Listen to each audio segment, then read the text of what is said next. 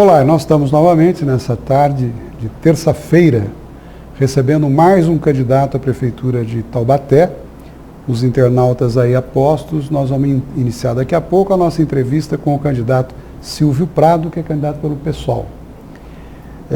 Desta feita, com um pequeno atraso, nos excusamos por isso, anunciado para as 16 horas, houve um contratempo por parte do candidato, que estava aqui justificando, mas estamos em tempo para iniciar a nossa conversa, a nossa entrevista. Eu peço ao Paulo de Tarso que inicie, então, cumprimentando a todos. O Paulo inicia com as colocações. Por favor, Paulo. Boa tarde a todos, boa tarde, Silvia. Nós estamos aqui hoje mais nessa etapa. E muita gente curiosa de saber como é que é o PSOL em Taubaté. E ninguém melhor para dizer sobre o candidato do PSOL em Taubaté do que o próprio candidato Silvio Carlos da Silva Prado, que quase se chamou Silvio Caldas, né? Exatamente. Mas, um candidato, só para o leitor saber, que na sua lista de bens declarados, consta que não há bens declarados, né? Eu diria, pelo menos, a minha alma não precisa declarar, mas ela tá certo. Bom, então, Silvio, segundo Silvio, por que você é candidato? Paulo, é o seguinte, amigo aí também, não é uma história longa não, é uma história simples, né? História simples. Eu já era para ter sido candidato na eleição passada, mas por questões familiares eu não consegui resolver um problema a tempo, então eu desisti. E nem pensava mais em sair candidato a prefeito pelo PSOL. Aliás, nunca quis sair candidato a prefeito, nunca. Mas em 2012, aliás, o PSOL, ainda em formação, como ainda está em formação hoje, tinha um problema maior do que de hoje, né? Que não conseguiu se estruturar como devia, tinha uma série de carências, algumas permanecem até hoje, e aí falei, me coloco, né? Até para garantir, eu achava que nós tínhamos dois candidatos que tinham chances eleitorais enquanto vereador, que eram o Fernando Borges e o Gênesis. E aí se fizesse uma chapa interessante, eu falei, eu não tenho preocupações eleitorais, eu posso me colocar como candidato a vereador, a prefeito. Até porque se eu saísse como vereador, eu correria na mesma faixa que o Fernando, que é o magistério. Então, não resolveria muita coisa. E eu me decidi, mas só que as questões internas de família foram mais fortes, eu achei melhor cancelar esse projeto. Aí eu comecei a pensar, agora em 2016, mais seriamente, né? Mas antes de você entrar nessa parte, Silvio, diz uma coisa, você é conhecido como um militante de esquerda. Sim, eu tento ser de esquerda. Tento. O que é ser de esquerda para você? Qual foi a sua trajetória política até hoje? Não é muito longa, não. Eu comecei mais ou menos em 1979, naquele período bem complicado da história nossa, e eu fui me definir, na verdade eu comecei, tomei consciência política lendo textos da Igreja Católica, do pessoal mais progressista, tal, aquela coisa toda. Isso desde garoto.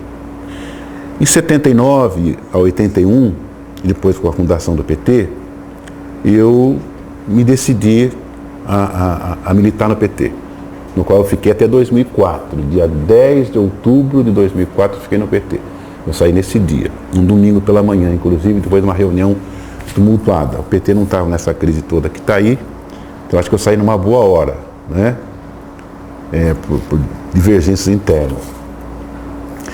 Mas antes eu passei muito rapidamente pelo PSTU, mas eu sempre fui ligado a movimentos, depois sindical na POS, depois antes na Igreja Católica e tal.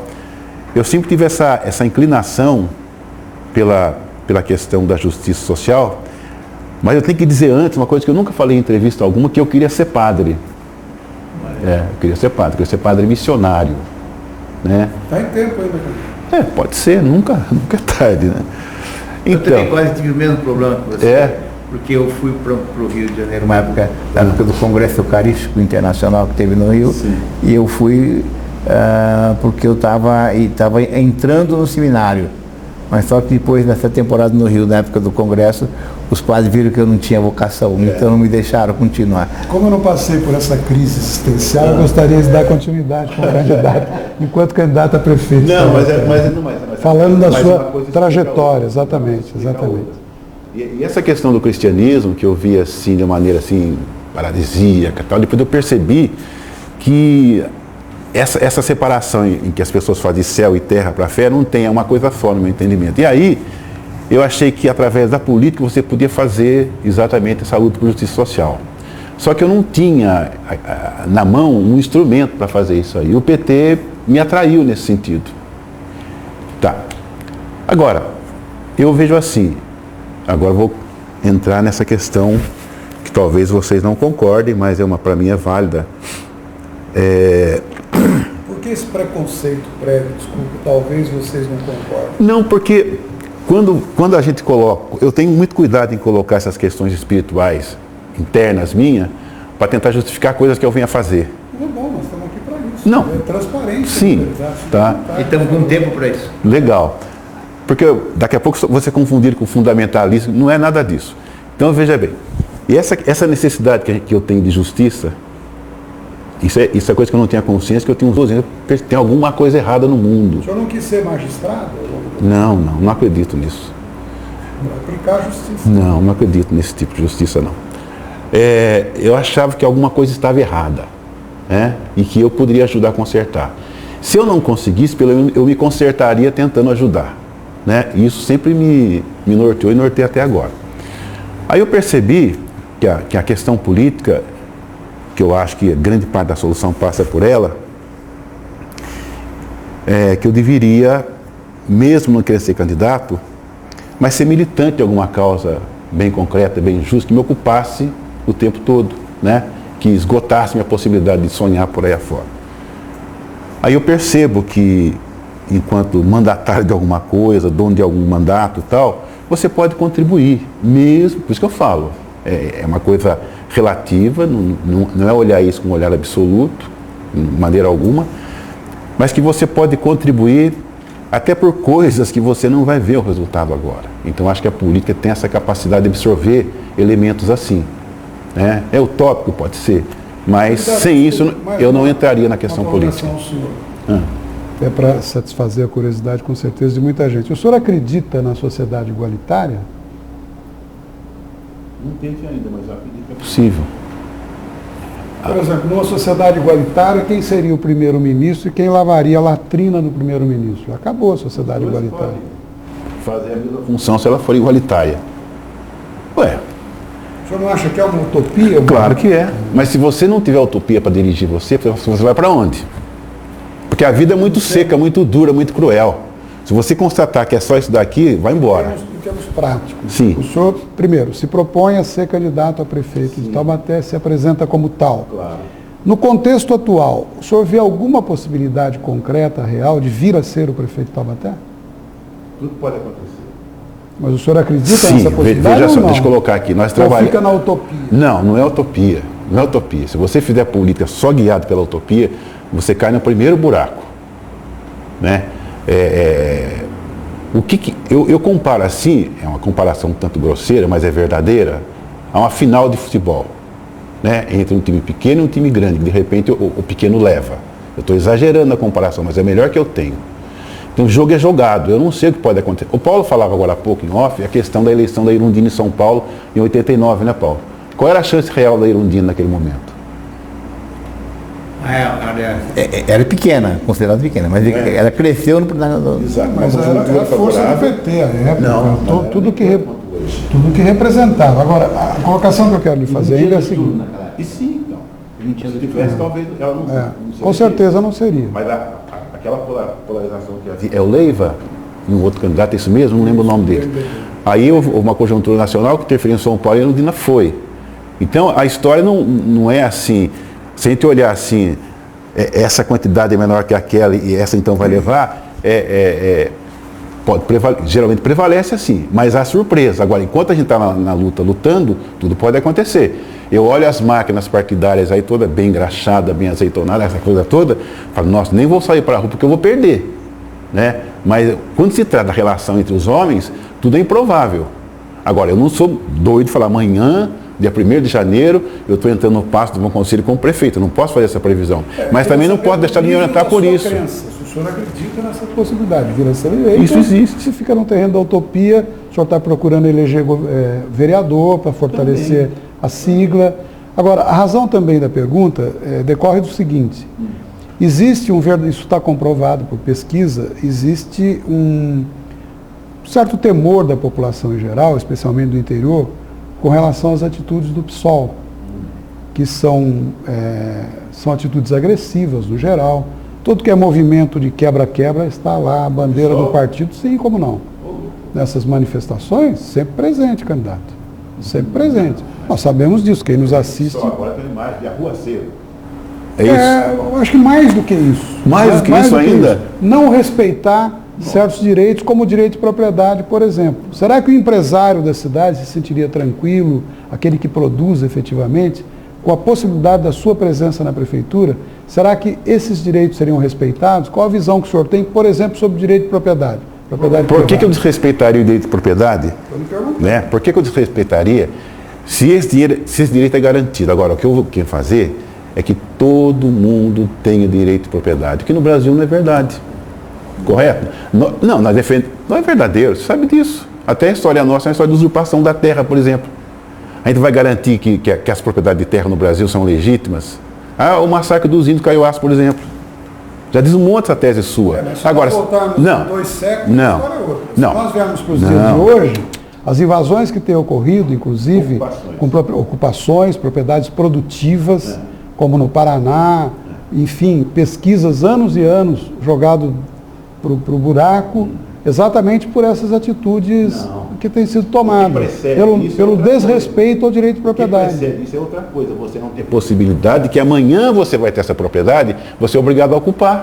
Uai, vamos ficar a vida inteira ajoelhado, orando, agradecendo pela desgraça? Você acha que é correto isso? Não, mas eu acho que é essa. Não, porque exagero na retórica. Você exagerou quando colocou o PSOL como partido arruaceiro. Não, você colocou. Existe esse temor, se tem das pessoas com relação às atitudes do partido, dos seus membros. Então o senhor, como candidato desse partido a prefeito de Taubaté, como o senhor acredita numa possibilidade de eventualmente vir a ser o prefeito, eu estou lhe perguntando para que as pessoas que nos assistem saibam que segurança que pode sentir na sua ação depois como prefeito eventualmente. Essa é a razão da pergunta. Agora, o companheiro aqui nos colocou como arruaceiro. Esquece isso. O senhor está colocando palavras. Não, mas você falou. Eu vou repetir. Foi colocado por você, pelo senhor. Eu vou repetir o que eu falei. O PSOL, nas suas ações, tem participado de ações violentas, depredando, com grupos. Sempre está presente lá a sua bandeira. Foi isso que eu falei. E repito, o senhor está dizendo que não, quem nos assiste certamente está avaliando.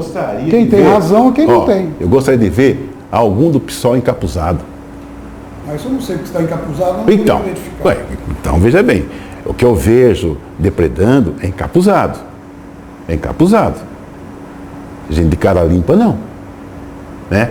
Com bandeira do PSOL também não. Eu não vejo. Candidato, todas as ocupações de prédios de São Paulo, etc., ocupações que ferem frontalmente a legislação vigente, o PSOL está presente. Então nós temos um prédio de São Paulo vazio no centro há 30 anos, não é isso? E o direito de propriedade ser garantido está vazio, né? E o direito à habitação? Em democracia não pode se julgar o dono da verdade e está invadindo por causa disso. Isso é um julgamento que vocês estão colocando. Nós julgamos precisamos o dono da avaliar verdade, o contexto todo. Existe todo um arcabouço institucional que eu acho que tem que ser respeitado. E quem respeita? A meu ver, o dia que nós vilipendiarmos, derrubarmos o império da lei, acabou tudo. Mas no Brasil existe império da lei? Tem que existir. Nós estamos corrigindo os rumos, etc. Mas tem que existir. Os fatos recentes mostram respeito à lei no Brasil? Existe que nós estamos aqui em função de uma legislação que permite que se ocupe um espaço, estamos ao vivo, transmitindo pelas redes sociais, tem pessoas nos assistindo. Isso tudo porque existe um arcabouço todo que está baseado, alicerçado na legislação vigente. Claro que existe. Se tem distorções, é o mesmo que me dá 15 segundos na TV e 4 minutos no PSTV. O pessoal não pode se arvorar em juiz da situação e dizer, olha, está errado, o prédio está desocupado, então nós vamos ocupar. Pelo amor de Deus. Ideológica equivocada da sua parte. Você não está relativizando as coisas, está colocando como de forma absoluta. O senhor está se colocando como não, da verdade. Não. Estou tentando mostrar que a verdade não é como você está colocando. Não é isso? Não é. Agora, fatos, candidato. Desculpa. Mas eu também estou constatando fatos que não batem com os seus. Diga. Avançando em algumas questões. Você, como você mesmo relatou, você foi do PT, passou rapidamente pelo PSTU e hoje encontra-se no PSOL. Em 1982, salvo algum engano, você foi candidato, foi suplente de vereador pelo PT. Do Cláudio Simões. Tá certo? E em 2000 você tornou-se candidato. Sim. Pelo PT. Pelo PT. Bom, então é o seguinte, o que o fez sair do PT? Você que foi suplente, deve ter exercido provavelmente alguns dias, quem sabe? Nenhum dia sequer. Nenhum dia. Quem que era o titular? Cláudio Simões. Cláudio Simões.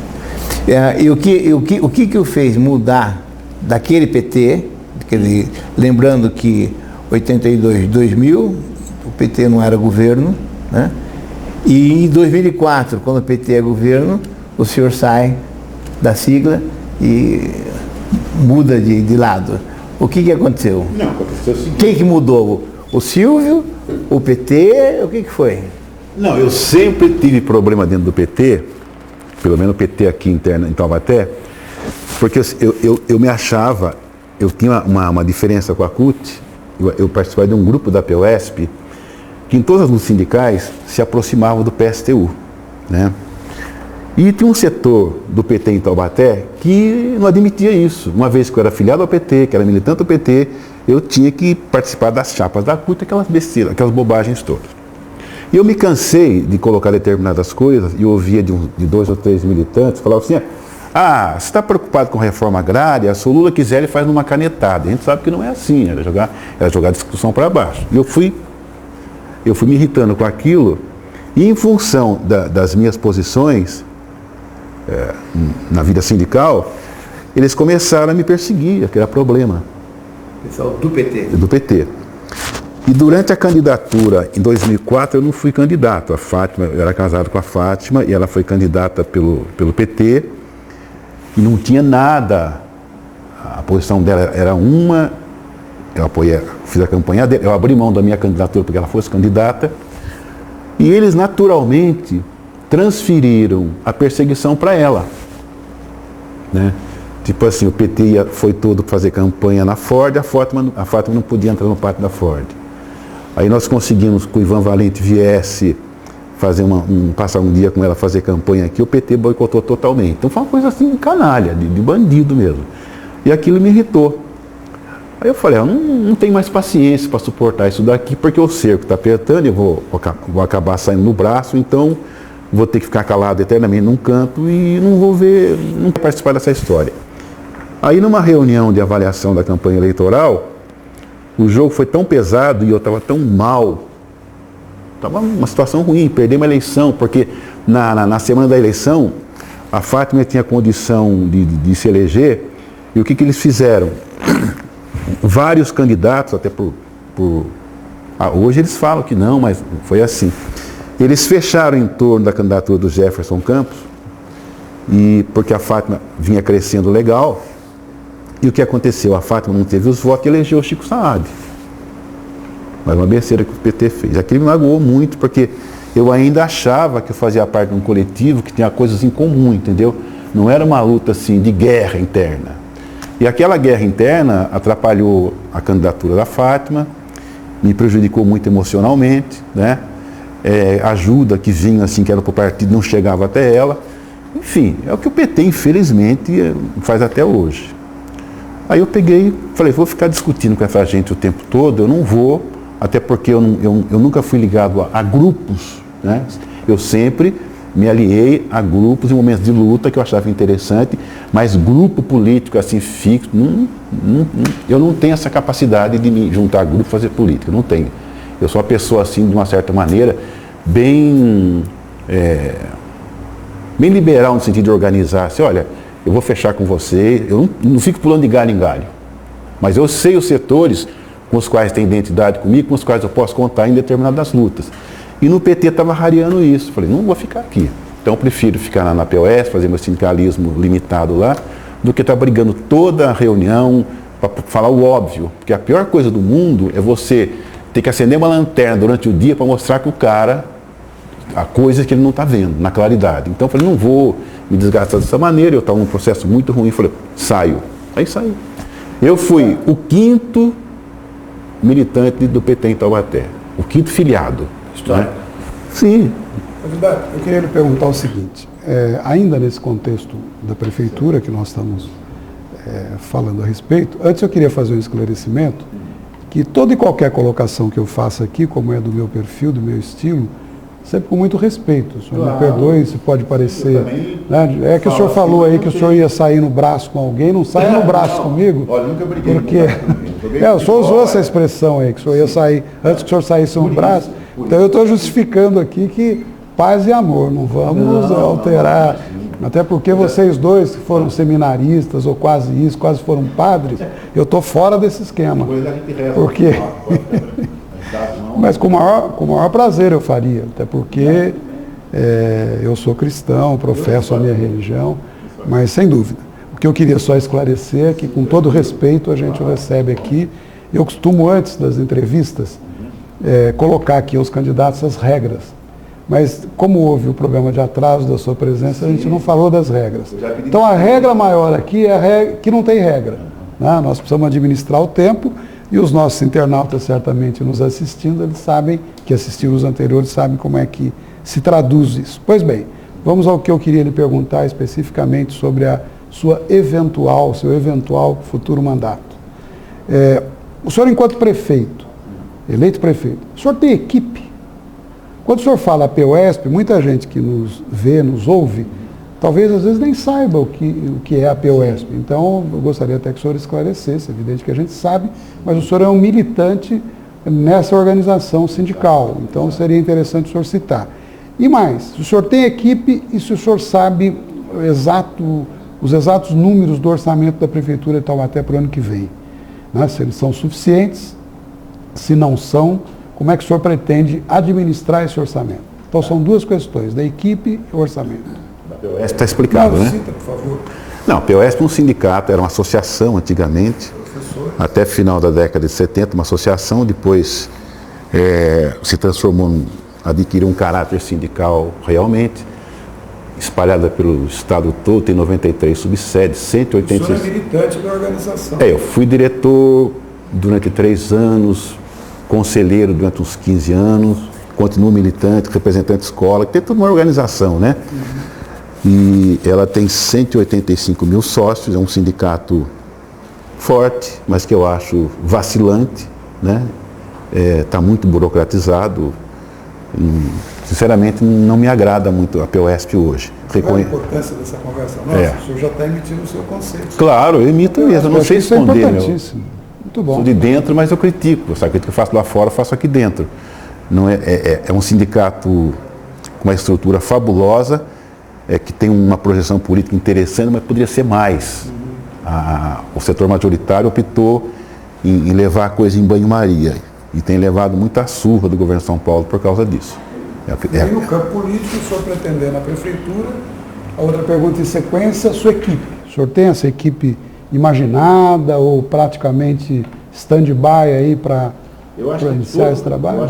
É o seguinte, todo candidato a prefeito em Taubaté hoje, talvez eu e mais um outro, que não vou citar o nome, não tenha ainda feito um arranjo de bastidores compondo a sua equipe.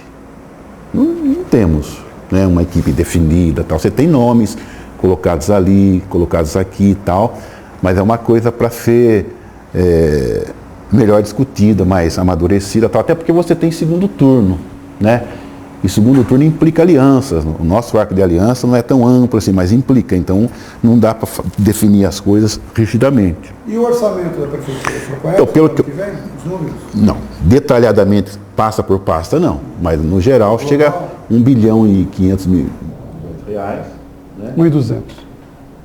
Eu li, me passaram, nas pesquisas que eu fiz, levantei 1,5 bilhão. Mas, de qualquer maneira, não é uma coisa espetacular, não é, né? Até porque nós temos a seguinte situação em Taubaté. Nós temos problemas acumulados, né, que não foram resolvidos, problemas que, se fossem trabalhados a tempo, talvez esse valor você pudesse trabalhá-lo com racionalidade e até evitar que os problemas se perpetuassem. Porque eu tenho a seguinte concepção de Taubaté, eu trato Taubaté como uma cidade abandonada. Eu falo assim, que um dos grandes pecados que a gente tem aqui na cidade de Taubaté é que nós não criamos um setor dirigente, setor político, que tenha, digamos, responsabilidade social, que enxergue além de seus próprios interesses. Eu não estou falando que isso aqui tem que ser um reduto socialista, não é isso. Mesmo capitalista, não se pode ser tão mesquinho, tão opaco na maneira de ver as coisas, que a coisa está acontecendo ali na frente e você trata de outra coisa menos importante aqui e permite que aquilo avance e agrave. Então, mas em relação a isso, o seu programa de governo registrado, inclusive na Justiça Eleitoral, o primeiro ponto, que é um compromisso que o seu partido assumiria aqui em Taubaté, no caso, o senhor enquanto prefeito, o senhor disse que é pagar a dívida social com o povo. O que é esse pagar a dívida? Vocês têm alguma pretensão de pagar a dívida social com o povo no seu primeiro mandato, digamos assim? Como? Não, iniciar um processo de pagamento, Paulo. Eu não coloquei aqui, mas eu acho que é necessário fazer uma auditoria rigorosa. Não, você fala, a primeira coisa, nesse pagar a dívida, começaria com uma auditoria de todas as contas e contratos e termina concluindo um levantamento das demandas sociais existentes no município. Como é que o senhor afirma um compromisso de pagar a dívida se o senhor não sequer tem as demandas sociais existentes no município? Paulo, vocês conhecem a periferia de Taubaté, né? Conheço. Então você já sabe que ali tem coisa para ser feita, que está retardada há 20 anos, digamos assim. Eu estive na Água Quente domingo à tarde, com o Hudson, batendo de porta em porta lá, e aí eu encontrei um grupo de jovens, né, senhores também, tudo tranquilo e tal, começamos a conversar com eles. E, olha, nós votamos no senhor, se o senhor tiver o compromisso de tirar essa câmera de vigilância aqui junto com a gente. Tirar? Derrubar, digamos assim, falar o derrubar, né, a linguagem dele. Que é a câmera de segurança. Liberado. Então você veja bem, Taubaté, né, rapaz? A gente olha, a propaganda oficial do município é uma coisa, aí você vai para a periferia, você vê um distanciamento tão grande do poder público, da população, né? Pessoas assim, marginalizadas em todo o sentido que você imagina, né? A ponto de poder elaborar uma proposta como essa. Claro, se deixar faz mesmo, né? Então a cidade está nesse descompasso. Agora, nós temos questão da educação, que é um negócio avacalhado, questão da saúde, todas elas, Paulo. Eu digo assim, eu imagino, eu vivi em Taubaté toda a minha vida, morei só 10 anos fora, uma cidade também ruim, que era Arujá. Ali não se contava que apesar de grande São Paulo, era o fim do mundo mesmo. Que as pessoas, se pudessem, acertavam as diferenças no tiro, né? Um negócio absurdo. No tiro. Mataram o prefeito da prefeitura, era comum você ouvir ameaça de morte na porta da Câmara, uma coisa assim que me assustou. Falei, caramba, isso existe ainda aqui? Então para mim aqui, não sei se vocês sabem, eu já tive bicicleta, moto e carro. Hoje eu não tenho nada disso, eu ando de ônibus, ou mototáxi, ou a pé. Então, faz com que... Uma opção voluntária. Opção voluntária. Faz com que eu fiz o seguinte, eu encontro todo dia gente em situação de tragédia, cara. Sabe, não é aquele camarada que por incidente, por infelicidade, perdeu uma perna, ou perdeu... Enfim, mas pessoas que trabalharam a vida inteira, não com um grande salário, mas que estão aí. Encontrei agora na sexta-feira um menino, amigo de infância, que eu fiquei um constrangimento danado. Ele está com um problema de trombose, né? Diz que vai ter que amputar a perna, não tem onde morar, né? Não consegue aposentadoria. Enfim, é um drama. E não é um. É muita gente numa situação assim, né? Aí eu pergunto. Mas esse não é um problema só de Taubaté. Não, né, mas o que eu quero dizer é o seguinte: se você tem uma cidade que minimamente cuida da questão da saúde, essas coisas você veria em menor quantidade. Porque há um abandono, há um descaso muito grande com essas coisas fundamentais, você encontra em todo lugar. Você acha possível corrigir isso tudo na sua gestão? Veja bem, não.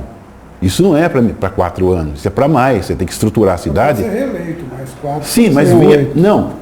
Eu nem vou colocar na minha reeleição, que seja política da cidade. Que não se faça projeto assim como aqui em Taubaté inventaram a carreta da saúde, cara. E eu fui ver a tal carreta da saúde.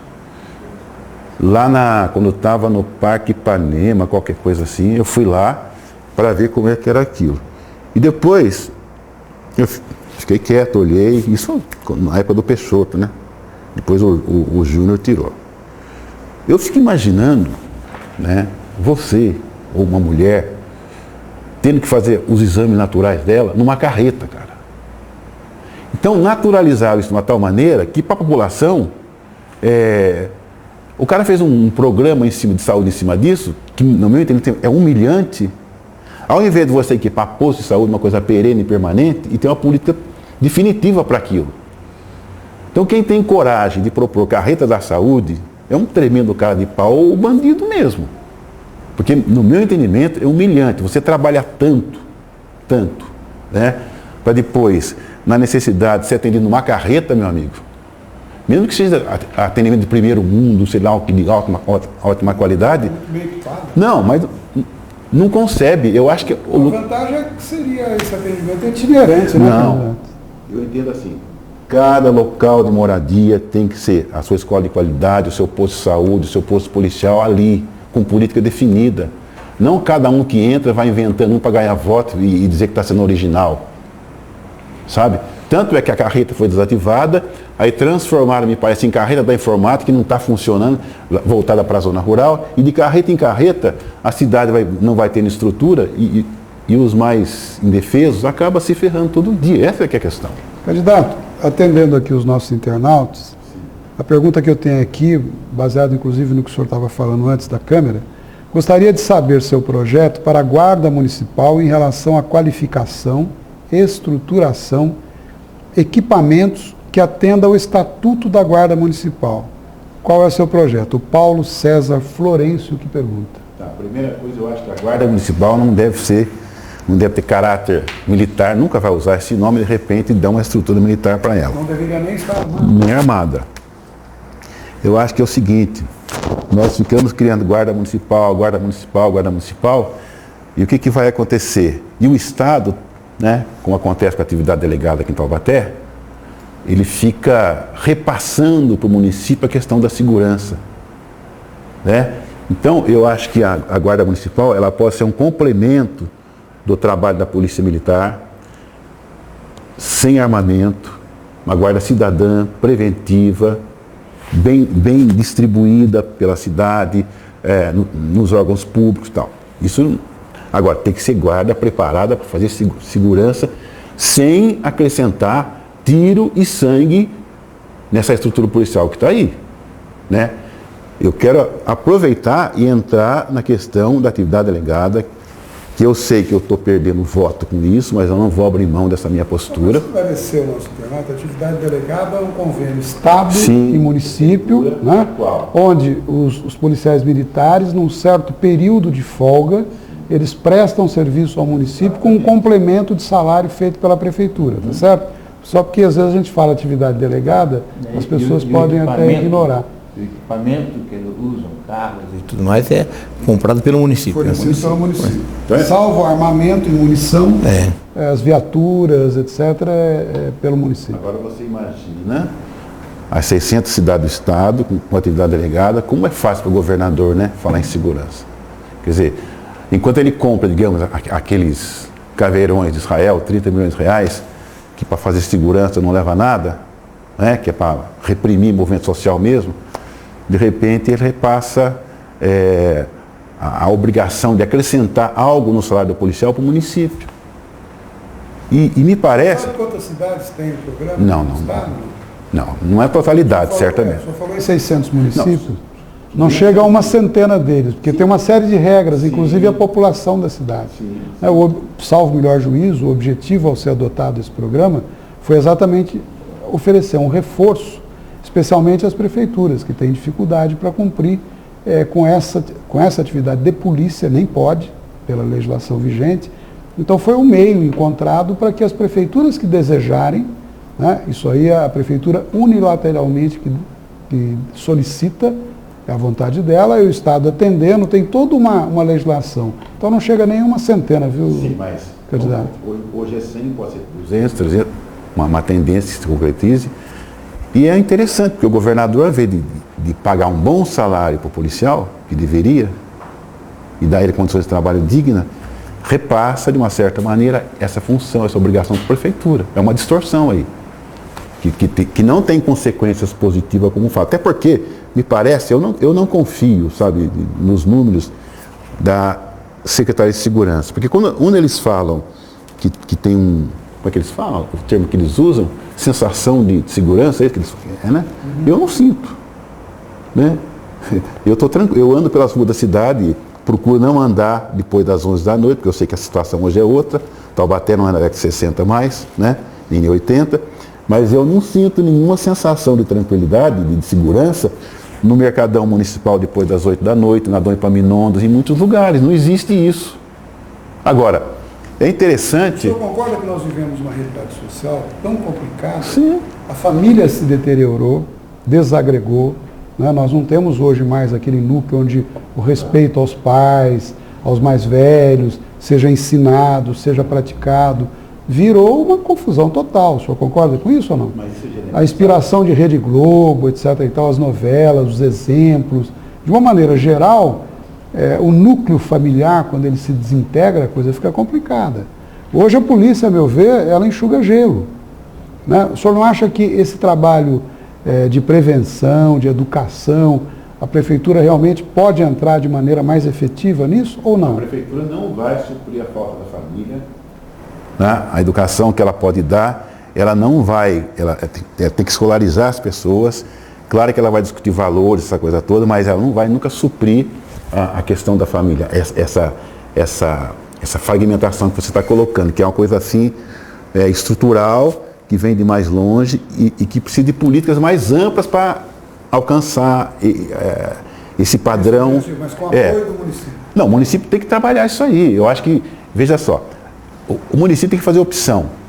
E eu acho assim, tem uma coisa que todos... Eu nem gosto de fazer campanha, que é o seguinte, olha, minha proposta, educação, saúde, cultura, todo mundo faz. E é difícil você falar hoje dessas propostas, lá vem você propondo isso de novo, mas você tem que propor, sabe por quê? Porque as propostas, quando o camarada senta naquela cadeira, ele esquece tudo aquilo ali. E a saída realmente, quando a gente fala, vocês são demagogos, vocês não querem assumir uma postura mais clara com relação ao problema. Queremos. Se você apontar uma outra solução que não seja educação, investimento, cultura, esporte, na formação do ser humano para combater tudo isso a médio e longo prazo, não tem outra saída. O que está acontecendo é que os próprios policiais falam, poxa, eu estou fazendo coisas que eu não deveria fazer. Que eles estão colocando na mão da repressão policial uma função que não é dela, apenas reprimir. Sendo que você não faz prevenção.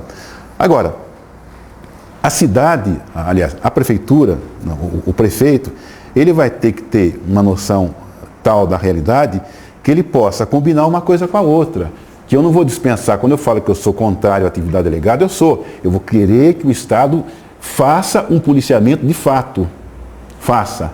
Eu não posso admitir, por exemplo, que haja uma câmera de vigilância e a polícia não saiba o que aconteceu, quem foi cometer um crime que se deu ali embaixo. O que acontece em Taubaté.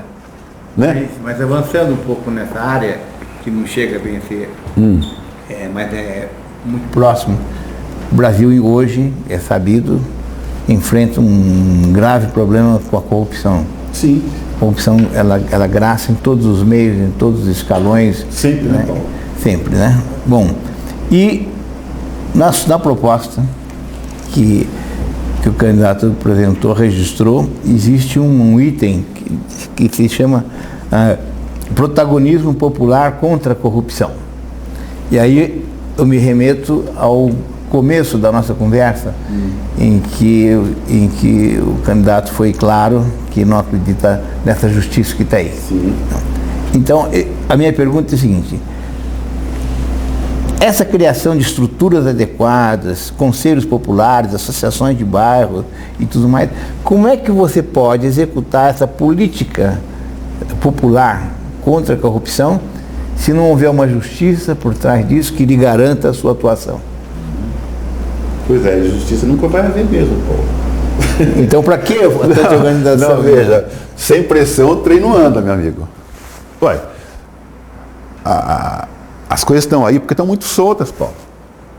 Conversar... Nós vivemos um Estado de Direito. Existem regras hoje. Sim. Tanto que o Congresso Nacional está querendo mudar a toque de caixa, inclusive que seja descriminalizado o caixa 2. Então, o que você acha? Então, mas essa regra, não, a pergunta é eu que faço a pergunta, quer dizer, então é o seguinte, temos que combater isso aí. Claro. Temos que combater. Agora, para quê? Para estabelecer regras que tem que ser cumpridas. Sim. Né? Eles querem mudar a regra. Quem faz cumprir a regra, Paulo? Já recuaram, né, por alguns que a gente tem que também dar crédito àqueles que lutam ainda com dignidade. Paulo, eu não acho que um setor da sociedade vai resolver tudo. A coisa se dá em conjunto. Quando a gente coloca protagonismo popular, é porque a relação de força, especificamente em Taubaté, entre a população e os governantes, a população está perdendo sempre, né? E eu digo isso porque, com relação à justiça também, não se tem, na verdade, não se tem uma opinião pública bem formada que seja capaz de sensibilizar, uma palavra suave que estou usando, um juiz ou um magistrado qualquer propenso a tomar uma posição contrária aos interesses da população. A gente sabe disso. Então, Taubaté hoje talvez sirva de exemplo. Nós temos um prefeito cassado, recassado, tricassado, né? E que está aí e que pode vir ocupar o poder de novo. Né? Ah, mas legalmente pode. Né? Legalmente não pode. Não, sim, mas ele está aí, estão permitindo, né? Tá, legalmente não pode, mas estão permitindo. Então você veja bem. Quem está permitindo? Não, veja só. Ele está afastado. Sim, mas ele não é prefeito. Não é prefeito, mas está disputando uma eleição. Mas exatamente porque até Rinoceronte já foi candidato no Brasil. Sim, mas é o que eu estou falando. Onde houvesse minimamente uma justiça ágil, ele estaria em outro lugar, não estaria, não? Não sei, isso eu... Né? Objetivamente... Vamos supor, né? Não deveria estar aqui postulando voto. E agora, veja só você. Esse camarada que foi cassado 3 vezes, impugnado agora, ele está se reunindo com pastores, com padres, com homens de negócio, com todo mundo. Quer dizer, a própria sociedade tem um nível de moralidade pequeno, né? Ué, se é público notório que o cara é um criminoso, cometeu um crime com o dinheiro do país, da educação, foi condenado, é público, eu me sentiria envergonhado de negociar com ele um projeto político, poxa.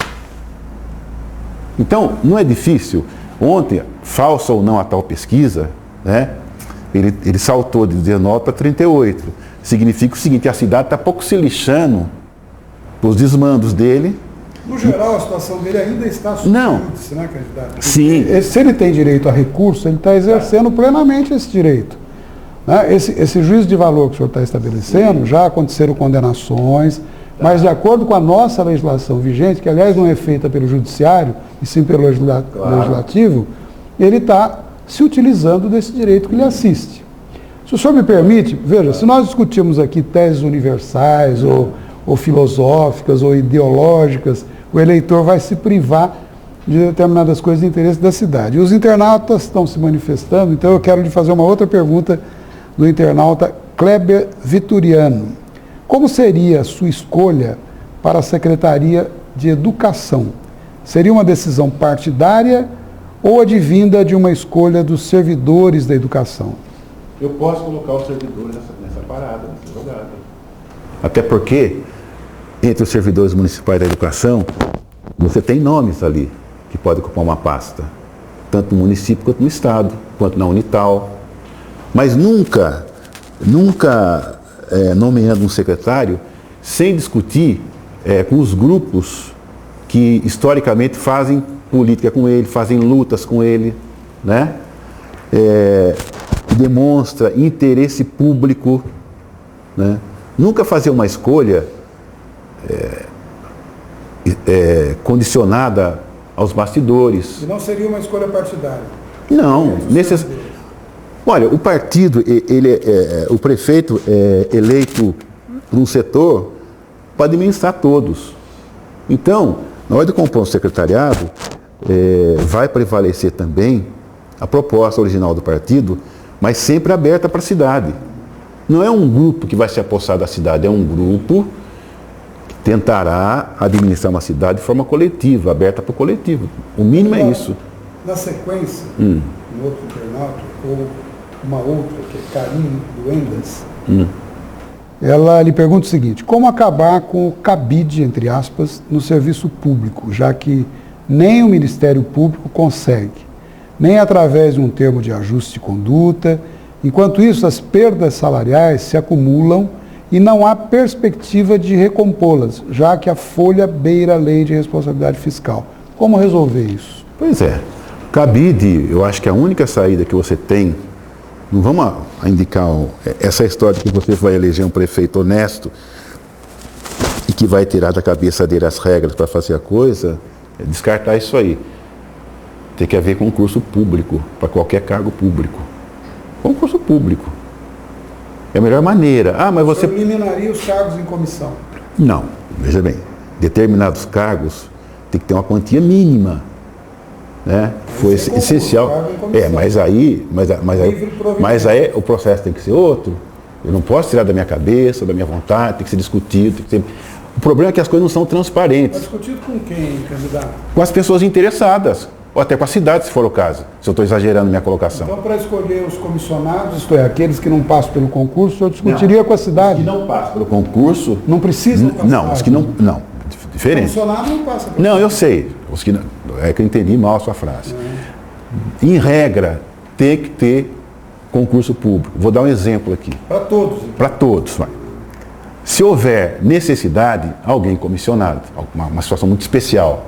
Agora veja, por que concurso público? O professor, o Vitorino, né, que ele perguntou, ele sente muito isso na pele. Então, o diretor não é concursado, ele é nomeado pelo prefeito. Isso gera um drama danado dentro da escola. Isso é uma porta descarada para o assédio. Isso afeta o trabalho do professor, afeta tudo. Então tem que ter concurso público, mas não um concurso assim que você coloca na prefeitura qualquer pessoa, mas que prove a capacitação da pessoa.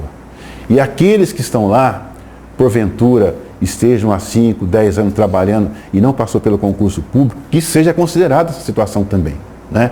Porque você não pode simplesmente fazer o que você bem entende porque na sua cabeça botou determinada ideia. Agora, a base para colocar o pé no serviço público tem que ser o concurso. O senhor não acha que ao longo do tempo muitos servidores públicos, aliás, eu respeito demais, mas muitos servidores públicos permitiram que se distorcesse essa situação, eles se sentem donos da cadeira, não têm a consciência da sua função, esquecem que são servidores públicos e por não serem indemissíveis, quer dizer, não havendo falta grave, eles vão continuar de eterno ali, eles abusam dessa situação? Deve ter isso, mas não é a regra. Não é a regra. Tem... Como corrigir isso? Olha, é simples. Não é... Olha, eu trabalhei no Estado 33 anos. Eu trabalhei por volta de 15 a 18 escolas. Lecionando. Eu encontrei todo tipo de professor, né? Desde o professor assim que estava ali, mas que era uma minoria, felizmente, que não era a vocação dele, não era o impulso vital dele fazer aquilo. Muitos saíram, procuraram outra ocupação, se deram bem. Não tinha vocação. E também não era motivado pelo salário, pelas condições de trabalho, que não são boas, mas a grande maioria eram pessoas capacitadas e entregues ao que se propunham fazer. Agora, tem uma coisa que ninguém coloca na discussão do funcionalismo, seja ele federal, estadual, municipal, que é a questão da estrutura e condição de trabalho. Porque não é o funcionário apenas o responsável pela qualidade do que ele produz, mas é também o próprio Estado. Né? O Estado tem uma responsabilidade nisso. O Estado, por exemplo, ele não investe na capacitação do seu profissional, ele não faz investimento, ele deixa rolar. Né? Se é professor ainda, a área que eu conheço mais, é mais triste. É mais triste a situação do professor, a quantidade de professor doente que você encontra, de pessoa desencantada com a profissão, que apostaram tudo, que acreditavam que era uma coisa interessante. Aí veio essa precarização do Estado e empurrou muita gente num drama que está aí. Então eu gosto de fazer essa colocação, porque jamais eu vou fazer crítica ao funcionário público achando que ele é o responsável pelo mau funcionamento do Estado. Não, o que eu quis perguntar ao senhor é o seguinte, sim, essa eu entendi. que ocorre com algumas distorção. instituições acaba engessando o próprio administrador, ele acaba não podendo fazer nada porque é concursado, é estável. Então nós precisaríamos, naturalmente, estudar uma situação em que não só o período probatório, né, que o cidadão é concursado, ele passa depois por um período probatório. Mas na má conduta, enfim, que o mandante, o mandatário, no caso, melhor dizendo, pudesse ter alguma força para tomar algum tipo de providência. Hoje não tem, só se for falta grave. Eu vi muito professor exonerado pelo Estado. Eu vi. Mas aí em casos graves. Exonerado, porque o Estado, nós podemos falar qualquer coisa do governo de São Paulo, aliás, do funcionário paulista, mas tem uma coisa que o funcionário é chamado às falas, ele é assim, sabe? Às vezes eu fui testemunho até de professores injustiçados, né? Ou então de outros que mereciam realmente, né? Agora, o Estado, ele precisa colocar como prioridade o serviço público, coisa que ele não faz, e dentro do serviço público o profissional, seja professor, seja qualquer outro. Então ele deixa muito solto, né? E aí, na educação, por exemplo, o Estado não tem uma política, agora definiu para pior uma política para a educação que não ajeita muito isso, só complica, porque nós temos, olha só, nós temos dentro estou indo da prefeitura, dá o exemplo do Estado. Dentro do Estado, faixas de profissionais. Eu faço a mesma coisa que o outro professor de História, e aí o meu salário é melhor que ele, eu não posso ter aquela falta abonada. Enfim, é uma coisa complicada. Né? Candidato, eu vou te pedir uma gentileza. Pois não. Se o senhor for novamente da POS, candidato a presidente, vamos fazer um programa específico. Mas vamos voltar para Taubaté. A Suzana Pereira lhe pergunta o seguinte: qual a principal proposta de governo do candidato? Olha, eleja a principal proposta. Pois é. Eu falei aqui do drama dos doentes, né? O drama dos doentes. Isso, eu acho que a doença te joga numa situação sem defesa, né? Agora, quando você vê um doente morando na rua, é pior ainda. Eu entendo que nós temos que fazer uma auditoria rigorosa das dívidas do município, né? Para se saber a quantas antes é necessário. Eu entendo que você precisa cuidar da educação com zelo, tendo projeto a médio e longo prazo. Qual a principal? Sim. Mas eu acho que a principal que nós temos que fazer é socorrer quem está sofrendo muito. E isso não vai ser fácil, Paulo, porque você sabe muito bem, e vou colocar a questão da saúde aqui agora, que nós temos pessoas amontoadas em corredores, em maca. O Wagner Giron, o Dr. Wagner Giron, ele fez um trabalho, eu não sei se era hospital universitário ou pronto-socorro municipal, que morriam por estrutura médica falha, 2 pessoas por dia, né? Aqui em Taubaté. Talvez a realidade não tenha mudado tanto. Então essa questão de encontrar um trabalho emergencial para a saúde em Taubaté, ela é fundamental. É a sua principal proposta? Eu acredito que sim, porque veja só, a educação, você pode fazer um projeto a médio e longo prazo, restabelecer um punhado de metas e tal, mas para quem está morrendo você não pode, para quem está com dor você não pode, e não é pouca gente, e não é. Então eu acho que tem que passar por um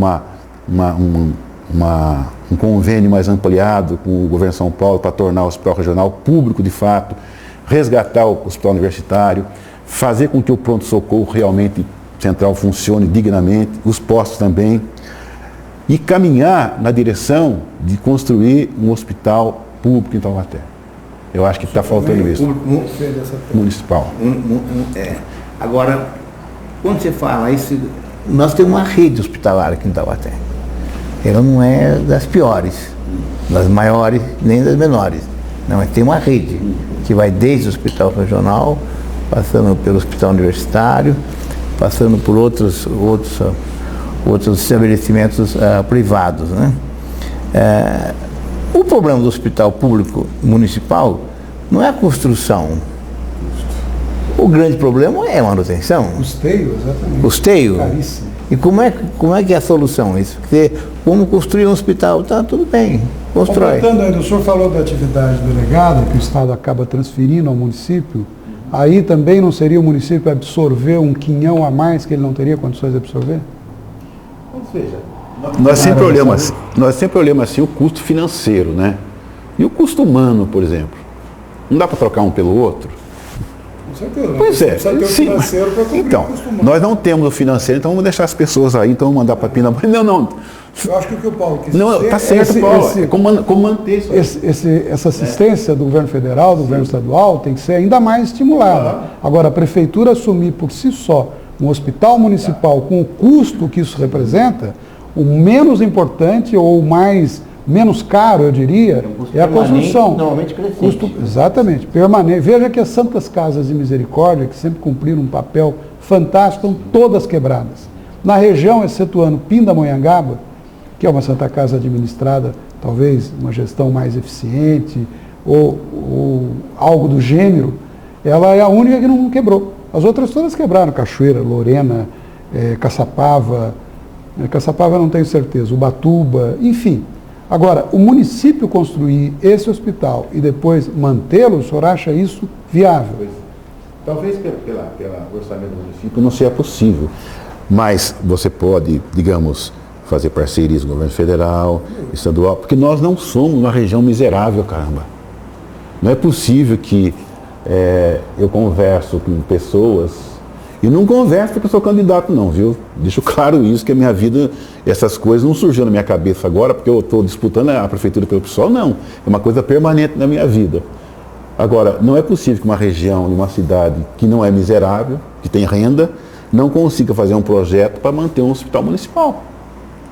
Isso me espanta, porque me parece que a desculpa é sempre que não vai ter dinheiro. Não teremos como sustentar isso aí. Talvez olhando aqui não, mas vamos sentar, conversar, planejar, ver de onde vai sair, mas ninguém tenta, nem se tenta. Né? Então esse que é o problema. Porque na verdade parece que a dor do outro não incomoda. Eu tenho meu plano de saúde, nenhum mal eu tenho, então tchau. E quem não tem?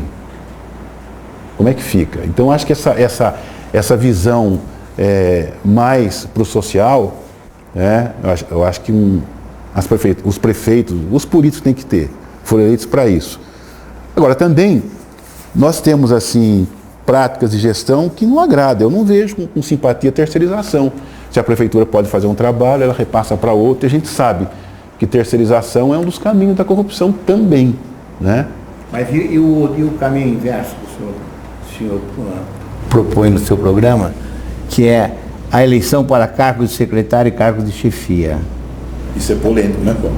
É polêmico, porque, veja só, praticamente você eliminaria o papel de escolha do prefeito. O prefeito seria uma figura decorativa, já que ele não pode montar uma equipe com pessoas de sua confiança. Seria o fim da situação. Teria que ser cada segmento, por exemplo, no caso da educação, né, que é coisa que é uma secretaria muito grande, muitas unidades. Você pensou cada escola elegendo o seu diretor, tem isso,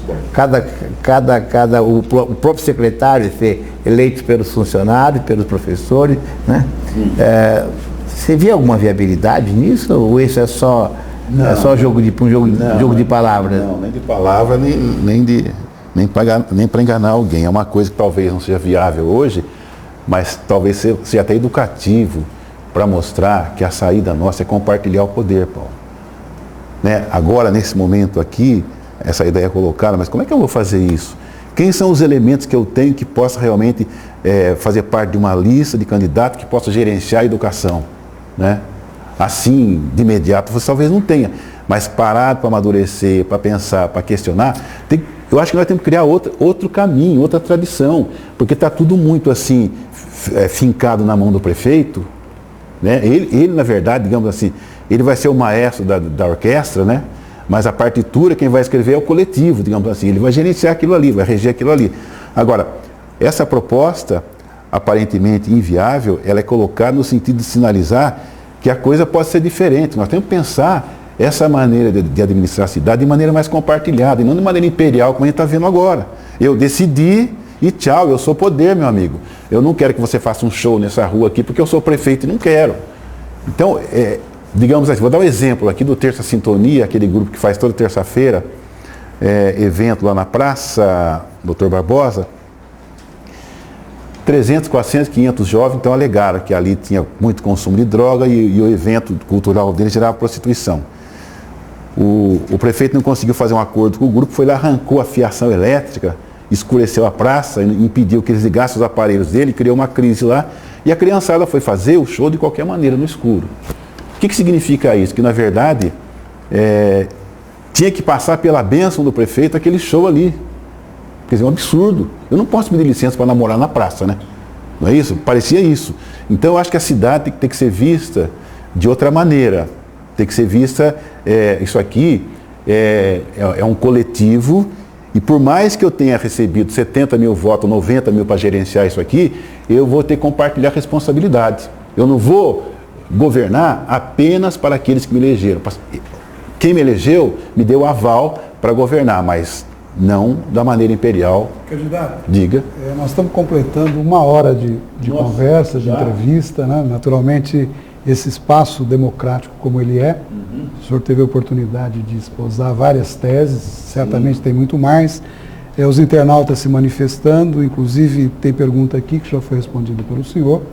Eu queria oferecer ao Paulo a oportunidade para o último questionamento, se tiver, porque nós temos 3 minutos. 3 minutos, o candidato vai poder se despedir, se é que você tem algum questionamento. Tem uma parte que está em aberto, que é muito curioso, é um fato muito curioso em Taubaté, porque é sabido que a idade média da população tem aumentado significativamente.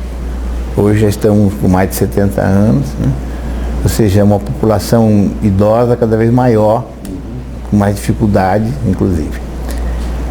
E nós tínhamos uma casa de idosos em Taubaté, chamada Casas Pias, que foi doada por um empresário da família Guizar para uso exclusivo para casas, para abrigar idosos. E quem administrava esse bem era a Sociedade São Vicente de Paula. Certo? O mercado imobiliário, de maneira que ele age, né? O mercado ou uma empresa, Paulo? Uma empresa, porque se encontrava numa área muito valorizada. O mercado como é uma área muito valorizada. Uma empresa entrou, se interessou, né? E o resultado é o seguinte: as Casas Pias hoje não existem. Ela foi tombada, né? E por incrível que pareça, esse prédio tombado que tem interesse artístico, cultural e tudo mais, ele foi colocado tapume que impede da rua que ele seja visto. Isso é proibido por lei, isso continua. E segundo ponto, foi a troca que teve, que seria para trocar, jogar os velhinhos lá para o Parque Paduan, numa área grilada, tá certo? E que não foi completa. O resultado é o seguinte: os maiores, os idosos, hoje não tem para onde ir. Tá, e ninguém fala nada. Nunca ouviu o PSOL fazer uma crítica sequer sobre o abandono dos velhinhos que estavam nas Casas Pias. Ele não fez, mas acompanhou um pouco de perto essa questão do São Vicente de Paula, que é uma coisa Juazeiro São Vicente, uma coisa escandalosa, né? E que se encaixa naquilo que eu te falei de idosos abandonados pela cidade. Tem alguma meia dúzia que dorme ali no terminal da rodoviária velha, e pior ainda, no terminal, nas imediações, porque for sentar no banquinho para passar a noite lá, o guarda civil chega cutucando com o bastão dele e tira de lá, né? Então, Paulo, é aquilo que eu classifico, que eu falei para você, não toquei diretamente, no sentido de cidade abandonada. Veja só, se aquilo e aquele espaço, aquela arquitetura faz parte da história de Taubaté, eu falei que eu era católico, né, que eu ia ser padre, todo primeiro sábado do mês eu ia me confessar naquela igreja que tinha lá, né? A igreja existe, hein? Sim. Não sei se é quando. Existe. Então eu passava para Dom Pereira, voltava para casa, para Estiva, via aquela igreja tá lá, e eu ficava meio, eu tinha uma coisa complicada com pessoas idosas, que eu via muito doente e tal, então eu procurava não fixar muito naquilo.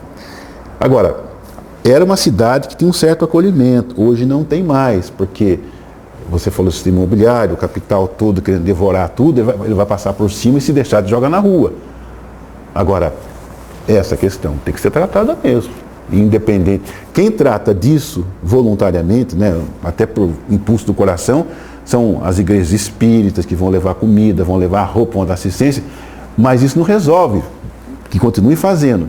Mas tem que ter uma política municipal para cuidar desse setor. Essa casa de idoso, é isso, né, que o Júnior instalou aqui perto da Câmara Municipal, é um exemplo, aí se tem alguma coisa que concorda, é isso. Só que na verdade as informações que eu tenho, que o projeto foi entregue cheio de defasagem, aquela coisa toda, mas é um projeto, não sei se está se localizou aí, que a preocupação da gente é fazer com que esse modelo de casa-dia se espalhe pelo bairro e haja um centro para cuidar da questão da chamada terceira idade, não gosto muito de usar esse termo. Não é só... Idosos mesmo. Não é só fazer o que as pessoas fazem de bom coração, fazer um passeio, né? Fazer um joguinho, fazer um chá. A POS fazia isso, inclusive, com os professores mais velhos. Mas é até uma política de atendimento, porque tem muito idoso com depressão, que não sai da cama, que está sozinho no mundo, que tem que ser cuidado. E não vamos esperar que o vizinho vá fazer. A prefeitura tem que chamar a sociedade para uma discussão em torno desse assunto, valorizar quem já faz trabalho nesse setor e implantar o trabalho dela nesse rumo. Candidato, nós estamos aí finalmente, dá uma estouradinha aí. Não tem problema. Então, eu gostaria que o senhor, nos seus 30 segundos aí, se despedisse dos nossos internautas. E o seu tempo foi totalmente liberado. E para que a gente possa, então, encerrar a entrevista. Por favor, fique à vontade. Primeiramente, desculpar o meu atraso, né? Que a minha agenda é tumultuada, não é uma agenda, mas é tumultuada. E agradecer pela conversa, pelo debate, tá bom? E se a gente levantou a voz uma vez aqui, é o calor da coisa mesmo, né? Não, agora tá tudo bem. Eu fiquei preocupado com o braço. Não. Agora não tem problema. Registro definitivo. Eu nunca dei um tapa em ninguém, cara. Que bom. Também nunca levei. Deve ser por isso. Mas eu gostaria, então, de agradecer a todos pela participação conosco, os internautas, e dizer que na próxima quinta-feira, dia 22, nós vamos receber aqui o candidato a prefeito, Lousada, que vai completar, então, o ciclo, sendo o 7º candidato a ser entrevistado por nós e o último candidato. Então, eu queria agradecer a sua presença e, mais uma vez... Desejando de boa sorte, né? Sem dúvida, até pela confiança dele, né? Eu acho que é algo importante isso. E convidá-los para a próxima entrevista, então, na quinta-feira, próxima, dia 22, às 16 horas. Obrigado.